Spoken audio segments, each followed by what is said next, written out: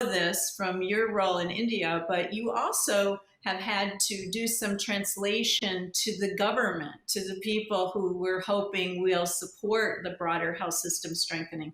How do you take this point of view that Angela just articulated so brilliantly and translate it into something that has meaning to the government?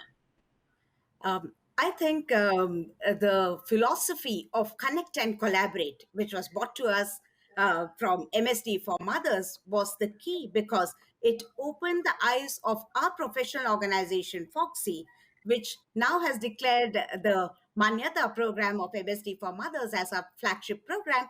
We really broke the silos.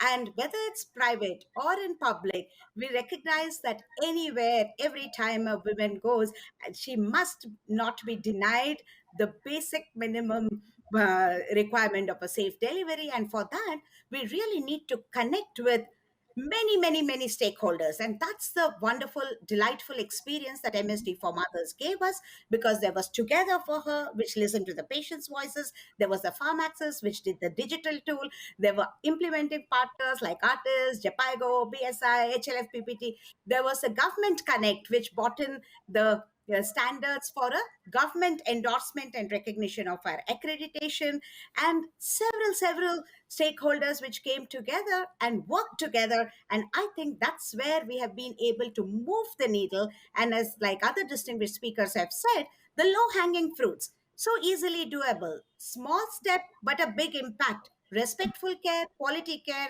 safe care, and care with dignity, confidentiality, and privacy. That was a behavior change that has made a tremendous difference to this initiative. That's what we are all delighted about. And I speak on behalf of all my fellow colleagues and dear champions in our own country. So I hope our audience is as inspired as I am by these three incredibly passionate, creative, and committed global health leaders. They really illustrate how we don't have to have big government programs or large budgets to get started.